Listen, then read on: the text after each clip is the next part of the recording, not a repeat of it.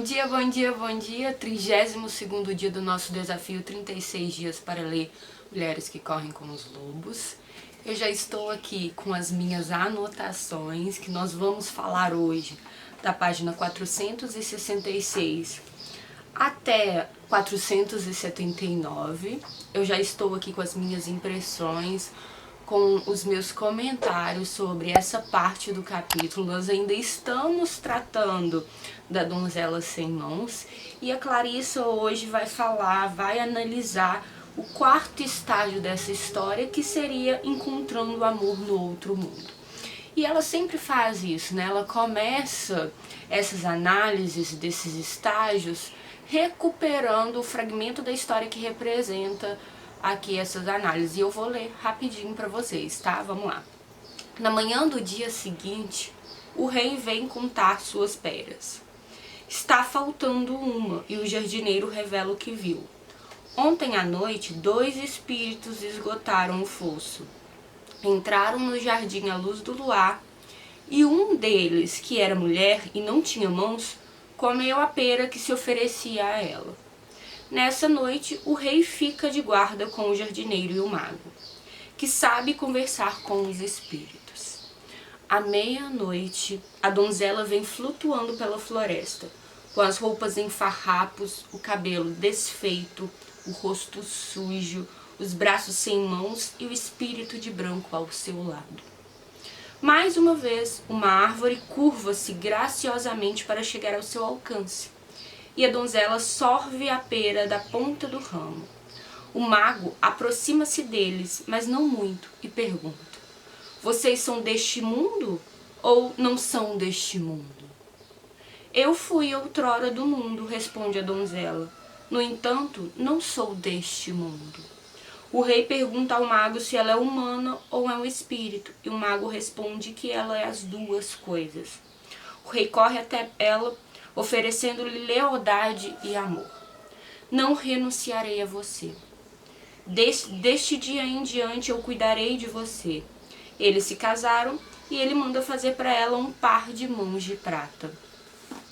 E a Clarissa então vem analisando todos os elementos da história que estão presentes nesse estágio. Ela começa falando do rei, que o rei representa e também transmite sabedoria à donzela sem mãos, tá? Ou seja, o rei vai transmitir sabedoria a um psique, né, que é do outro mundo. E aí não é qualquer velho rei, mas um dos principais guardiões do inconsciente da mulher. A gente tem que ter essa clareza. E eu achei essa frase muito interessante, que ela fala: ele cuida da botânica da alma que cresce. Seria então uma árvore da vida e da morte. Olha que profundo isso, né? E nos diz muita coisa. E fala que ele é uma presença carinhosa, tá? E as mulheres conseguem identificar isso muito bem no dia a dia, tá? Que seria para ela os insights, pressentimento ou simplesmente presença. Isso seria no nosso dia a dia a representação desse rei, tá? E fala então do jardineiro, que não só o jardineiro, como o rei e o mago seriam 3 personificações maduras do quê? Do arquétipo masculino, tá? E que vai corresponder à tríade sagrada do feminino, representada pela donzela, pela mãe e pela velha, tá? E o diabo seria a representação do tomador da vida. A gente já falou muito dele aqui no vídeo anterior, né? Seria o nosso predador da alma. E ela vem fazendo a análise minuciosa desses arquétipos, dessas simbologias do rei, do mago, da donzela sem mãos, do diabo e do espírito branco, durante as outras páginas aqui. É isso que a gente vai fazer hoje, entender o que significa esses elementos, o que eles simbolizam na história e representam para nossa alma, tá? A gente tem que entender que essa luta contra o demônio, muitas vezes também pra Clarissa e pra gente, a gente pode analisar isso muito bem, tá?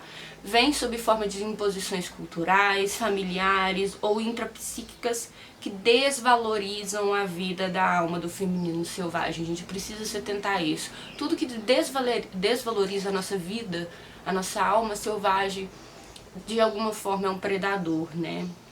Nesse sentido, olha que interessante, a história funciona de dois modos, tá? Seja deixando transparecer o suficiente dos antigos rituais para que possamos imaginá-los, seja mostrando-nos como o predador natural tenta nos isolar dos nossos poderes de direito, como ele tenta tirar de nós nosso trabalho mais profundo. E aí a gente precisa resgatar forças intrapsíquicas para lutar contra isso. Quais são essas forças intrapsíquicas? A donzela, o espírito branco, o jardineiro, o rei, o mago, a rainha, né, a mãe velha, enfim, né? E aí ela vem na página 468 analisando todas essas figuras. De forma bem breve eu vou falar um pouquinho sobre cada uma, porque eu acho que até já tenho falado muito, tá? A donzela vai representar essa psique, né, sincera, que teve adormecida, né? Mas, apesar dela estar adormecida, ela é uma heroína guerreira. Encontra-se por debaixo ali da aparência frágil dessa donzela sem mãos. E é isso que vai ser resgatado através da figura do rei, do mago, enfim, né, do espírito branco, do jardineiro. Esses personagens vêm de forma simbólica para guiar a donzela sem mãos, que é uma guerreira, que é forte, tá? O espírito branco seria um guia, esse primeiro guia dela, tá? Ele tem um conhecimento inato e delicado e ele leva ela, né, até a árvore. O espírito branco é um auxiliar da mãe velha, tá? E que no arquétipo aí da psicologia, o que significa? Que também é a deusa da vida, morte e vida. Ou seja, o espírito branco é o guia inicial dessa donzela sem mãos. Vem então analisar o jardineiro. O que seria o jardineiro para Clarissa, tá? O jardineiro é quem cultiva a alma, tá? Um revitalizante guardião da semente, do solo e da raiz. Qual que é a função do jardineiro nessa história que a gente precisa reconhecer também na nossa vida? É o de reprodutor, de reproduzir a vida, né? A psique da mulher precisa constantemente de quê? Semear, tutorar, colher novas energias, a fim de quê? De substituir as velhas que existiam, né? Aquelas que estavam exaustas. A donzela sem mãos acreditava em certas coisas que tiveram que morrer quando ela perdeu as mãos, certo? Bom, então em termos intrapsíquicos, existe vida constantemente, morte constantemente, substituição constantemente de ideias, imagens e energias, e o jardineiro vai nos auxiliar aí semeando isso tudo. O rei, ele representa esse tesouro do conhecimento no outro mundo, né?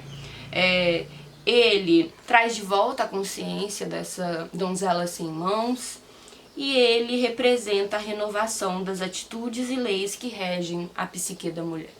Vai ser fundamental também como guia para a mulher se reconhecer e encontrar o que é mais selvagem nela, que já está despontando, na verdade, desde que ela decide cortar as mãos, certo? O mago, ou também conhecido como mágico nas histórias, representaria a magia direta do poder da mulher. Ou seja, a mulher tem um poder que é muitas vezes considerado uma magia e o mago representa isso. Na vida consciente, o mago ajuda a capacidade da mulher de se tornar aquilo que deseja parecer a qualquer momento. A mulher tem essa capacidade e a gente precisa saber lidar com ela também. Temos a rainha, mãe, a velha, que também nessa história é a mulher da sabedoria, é a mulher que representa fecundidade, essa palavra é muito importante aqui para a autora, fecundidade, e ela usa a palavra fecundidade não só no sentido de fertilidade, tá? Mas também de vulnerabilidade. Olha isso. A capacidade de o solo ser vulnerável à conquista. É isso que essa mãe representa. Por quê? Porque a mãe vai ser o estrume, vai ser a sustentação da terra para quê? Para que novas ideias aconteçam. Logo, a mãe também é um guia, tá? Nessa história. E ela fala novamente do diabo, só que a gente já falou bastante aqui o que a gente tem que entender do diabo, que é uma força que deve ser dominada e contida, e que ele é o predador da nossa alma, né? Enfim, ela falou desses personagens, e agora ela fala principalmente do papel das peras nessa história, tá? Qual que é o papel das peras? Elas estão ali para quem tiver fome na longa jornada no outro mundo, e vai simbolizar o útero feminino, vai representar, né, vai ser um arquétipo do quê?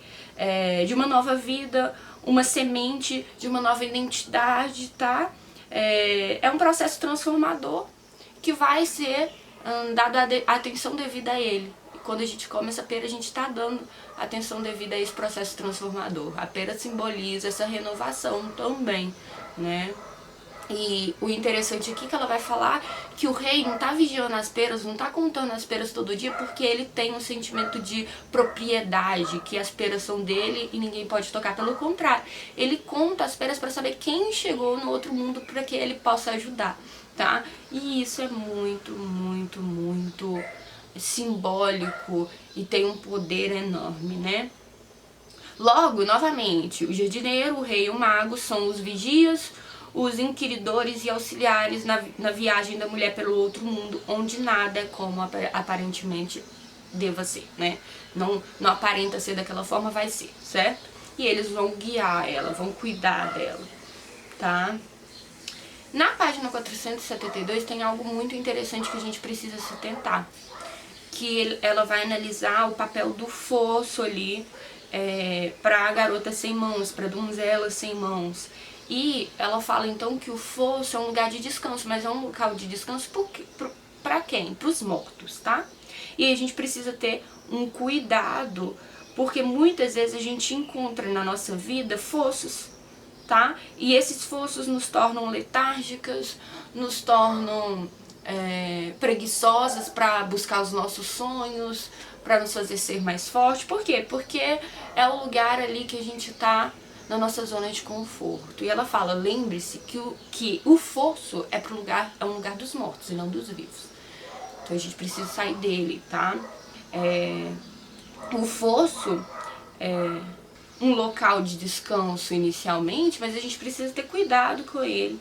Eu vou até ler uns trechos que eu marquei aqui, porque eu achei essa parte assim fundamental pra gente entender que a gente não pode ficar nesses fossos por muito tempo. Eles nos auxiliam, mas é um descanso para os mortos, tá? Como símbolo do rio circular, o do fosso, a história nos avisa que essa água não é qualquer água, mas de um tipo determinado. Ela é uma fronteira semelhante ao círculo que a donzela traçou ao redor de si para manter o diabo afastado. Quando entramos num círculo ou o atravessamos, estamos entrando num outro estado de ser, num outro estado de consciência ou de falta dela, ou estamos passando por este estado. Em virtude de passar pela terra dos mortos na sua descida, a mulher às vezes fica confusa e pensa que terá de morrer. Isso, porém, não é verdade. A missão consiste em passar pela terra dos mortos como criatura viva, pois é assim que se gera consciência. Não devemos nos deitar e adormecer felizes com o que já realizamos no nosso trabalho. Nem devemos mergulhar no rio numa louca tentativa de acelerar o processo. Existe a morte com M minúsculo e a morte com M maiúsculo. Aquela que a psique procura nesse processo dos ciclos de vida, morte e vida, ela é a morte por um instante, não a morte eterna. E aí ter cuidado com esses fossos. É importante num momento, mas a gente não pode ficar nele para sempre, né? E aí ela insere algumas perguntas interessantes na página 476, que eu vou deixar no e-book para vocês, tá? Que a gente deve respondê-las para aprofundar aí na nossa alma. E uma delas é, será que eu sou deste mundo ou do outro? A gente deve se perguntar isso, tá? E ela vem novamente analisando que a pera se curva para alimentar a donzela, e vem analisando o significado dessa pera, que é o significado da vida, dos mistérios do feminino, dos ciclos da terra, vem falando várias coisas, mas sempre pensar que é o processo de vida, morte e vida, deixar morrer o que deve morrer para fazer viver o que deve viver, tá? É esse o processo que ela tá passando. E olha que interessante, na página 475 ela diz: em tudo que é vivo, a perda gera um ganho real. Às vezes a gente precisa perder para ter um ganho real na nossa vida. Enfim, vem novamente falando do poder do rei de proteger e amar a donzela, tá? Só que agora, como a donzela aceita o casamento com o rei, ela tá mais o quê? Tá mais consciente, né? Haverá ali um casamento, uma união muito interessante entre o rei vivo da terra dos mortos e a mulher sem mãos da terra dos vivos. E isso representará mais consciência para ambos, né? E nesse momento o rei faz o quê? Um par de mãos para a donzela, que é um par de mãos espirituais, que vai ajudar na sua defesa ali no subterrâneo, e ela vai ser mais consciente, vai ser também mais certeira. Por quê? Porque ela vai ter mais perícia nessa viagem, ela vai entender mais disso, tá? E então, se a mão, como eu falei lá no outro vídeo, pertence, né, simboliza o radar sensorial, essa mão aqui que foi criada pelo rei, né, ela vai representar, na verdade, a mão que pode ver no escuro e que pode ver através do tempo. Novamente, a mão como um aspecto muito importante aí da nossa vida. Enfim, tá? Seria possível, então, dizer que a mão de prata representa o quê? A assunção da donzela a mais um papel. Ela é, portanto, coroada, não com uma coroa na cabeça, mas com mãos de prata nos tocos dos braços. Essa é sua coração como rainha do outro mundo. E eu termino lendo o último parágrafo, que ela vai dizer algo importante. Portanto, aqui no final da quarta tarefa da donzela sem mãos, poderíamos dizer que está completo o trabalho de descida da donzela, já que ela é coroada rainha da vida e da morte. Ela é a mulher lunar que sabe o que acontece à noite, e até o próprio sol precisa passar por ela debaixo da terra a fim de se renovar para o dia. Essa, porém, ainda não é a lisis, a solução final. Estamos apenas a meio caminho da transformação, um ponto em que somos amadas, embora estejamos prontas para fazer um lento mergulho em outra profundeza. E assim prosseguimos. Enfim, né? Então amanhã a gente percebe que a gente vai mergulhar em outras profundezas e a gente vai descobrir mais elementos que possam nos auxiliar no resgate da nossa mulher selvagem. É isso que eu tenho pra hoje. Eu gostaria de convidar vocês de curtir o vídeo, de colocar nos comentários as dúvidas e também as suas impressões do capítulo, porque as análises que eu faço aqui, elas não são únicas, elas não esgotam o livro, pelo contrário. Eu trago uma parte do que esse livro pode nos ensinar. Você também pode contribuir aqui nos comentários. Enfim, até amanhã e tchau, tchau!